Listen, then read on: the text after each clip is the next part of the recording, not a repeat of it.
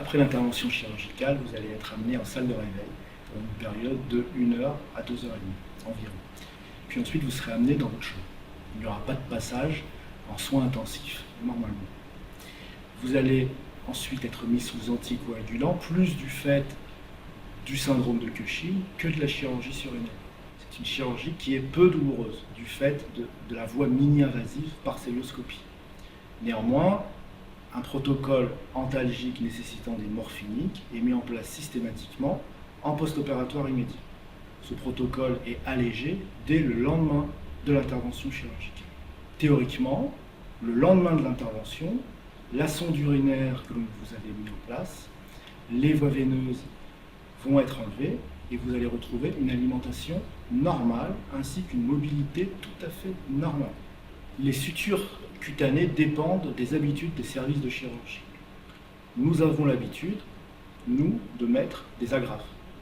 Ces agrafes, dans le cadre de syndrome de Cushing, nous avons l'habitude de les laisser environ 1 semaine, car l'on sait que dans ce type de maladie, il y a des problèmes de cicatrisation.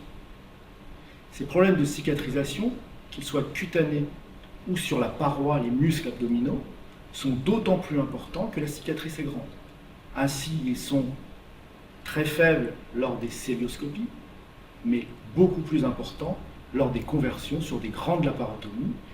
Et finalement, la célioscopie est l'intervention chirurgicale qui a transformé la pathologie chirurgicale dans le syndrome de Cushing, puisqu'elle a éliminé la plupart des complications pariétales. Une hormonothérapie substitutive par hydrocortisone va être débutée, et la durée de séjour dépend de la durée d'équilibration de l'hydrocortisone. On considère qu'il faut au moins 4 jours après l'opération pour laisser sortir les patients de l'hôpital. Certaines situations dues à votre état de santé peuvent nécessiter une prolongation de l'hospitalisation, soit en chirurgie ou dans des services d'endocrinologie.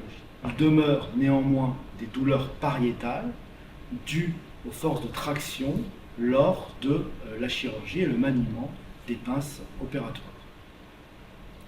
Ces douleurs peuvent perdurer pendant plusieurs semaines, associées à des troubles de la sensibilité cutanée, qui généralement disparaissent dans les 6 mois. Généralement, les patients peuvent retrouver une activité normale à la maison dans les 15 jours post-opératoires. Nous préconisons d'arrêter les patients environ 1 mois, et la reprise du travail se fait dans des conditions normales dans le mois suivant l'intervention chirurgicale.